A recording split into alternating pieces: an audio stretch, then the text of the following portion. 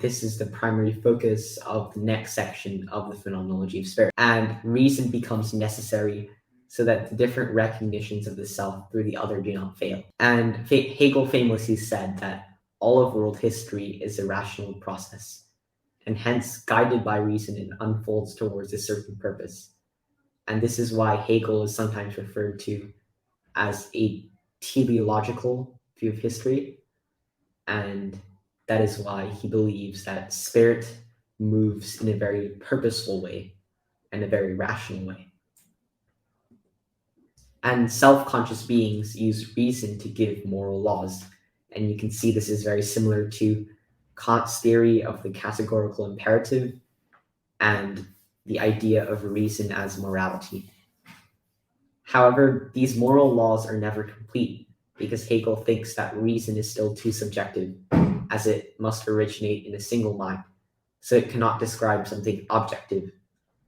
And if you think about it, this makes sense, because if there is an idea, then that idea must first begin in a single mind, because two people cannot have the same idea at the exact same time. And even if they did, they would not be aware of the other person also having the idea at the same time. And so each idea in the history of ideas must have originated in a single person and their mind.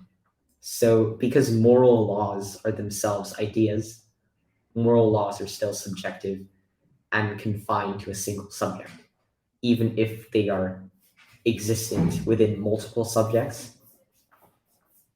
And Hegel thinks that real morality would be the ethical order, which is a set of unspoken rules about the world and the ways we should act. And this is why Hegel famously said that philosophy should not be edifying, which means that philosophy should not be like some cheap self-help book which tells you how to act correctly or morally, and instead that morality should be unspoken. Morality should be something that's tacit and implicit within the order for universe. But the problem with the ethical order is that it's outside of human reason. And when we try to fit it into our frameworks of reason, the ethical order itself disappears. So it's better to just acknowledge the unknowability of the ethical order, and within that, not develop anything further, and just acknowledge that morality is never a describable system, and we must just acknowledge its indescribability. And Gadamer, who was a postmodern phenomenologist and famous scholar of Hegel, argues that laws ultimately result in their own self-negation and can't accurately describe the world of appearances. And this adds on to Hegel's ideas that laws will always fail because they describe the ethical order, but they can never describe it completely because it is contained within the very definition of the ethical order that it can never be described. And this makes an individual an unhappy consciousness, where you believe simultaneously in contradictory ideas and then oscillate between the two. And for example, Hegel said that all skepticism was the product of unhappy consciousness, because to be skeptic would be to partly believe and partly disbelieve in something, questioning the nature of absolute negation. And you might think this is wrong, because if you're skeptical of something, then you would disbelieve in it entirely. But for Hegel, if you're disbelieving in something, then you must at least acknowledge the existence of the thing you're disbelieving in. And agreeing that the thing exists would be believing in the parts of the thing. So even if you're absolutely skeptical of something, you would still partly believe in it and also partly disbelieve in it. And this is what causes the unhappy consciousness. And another example of the unhappy consciousness is that of Stoicism, where you try to accept things as they go and embracing fate, embracing whatever happens without showing too much emotion.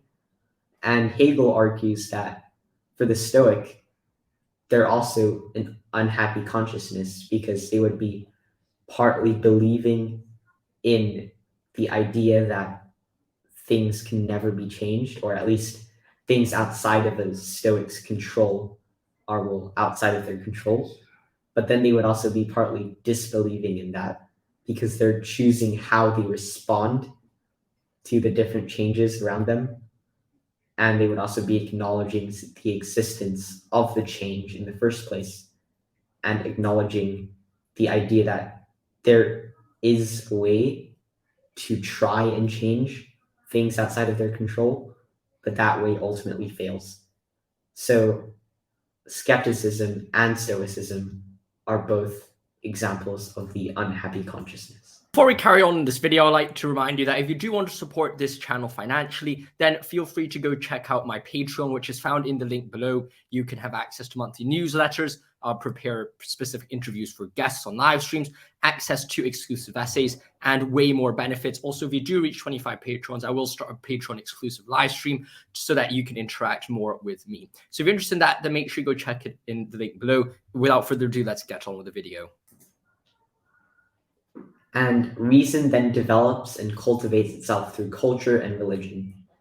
Because, as referenced earlier, reason as single ideas can only exist subjectively, but with the progression of spirit, spirit tries to become as all-encompassing as possible. So to make spirit all-encompassing, there must be more objective truths in the world. And so through culture, people are inclined to believe in certain ideas than others, or follow certain rules more than others. And this means that certain ideas become more powerful and dominant than other ideas. And this is where reason is developed. And some rational ideas are considered better than others. And religion sort of links different rational ideas together and provides an overarching framework which allows for reason to be developed even more. So reason is developed through culture and religion because culture and religion sort of changes the subjectivity of reason into something that's more objective. And here Hegel can be thought of as a pluralist because he thinks that all religions are equally as valid and are just different stages in the progression of absolute spirit. And so there's the traditional analogy of religions as going up the same mountain, but just different paths, and ultimately describing the same truth. But for Hegel's pluralism, it's less about different paths up the same mountain, but rather different parts of the same path. So for Hegel, some religions are more advanced than others in their movement up a certain path. So a religion might be closer to the peak than another religion.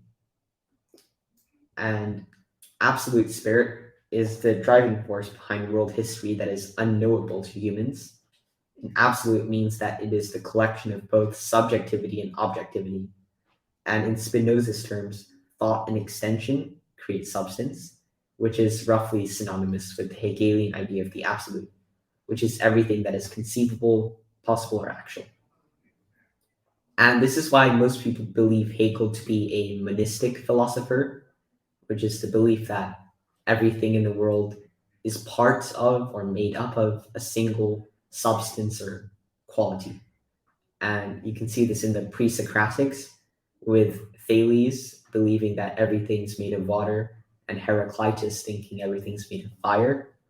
But for Hegel, everything's part of the absolute. And this is where Hegel often gets a lot of criticism. And Theodor Adorno critiques this Hegelian idea of the absolute by arguing that it's totalitarian, because the ultimate goal of Hegelian philosophy is to make everything part of a single whole or a totality. And Adorno strongly dislikes totalitarianism and thinks it's the groundwork for a political totalitarianism.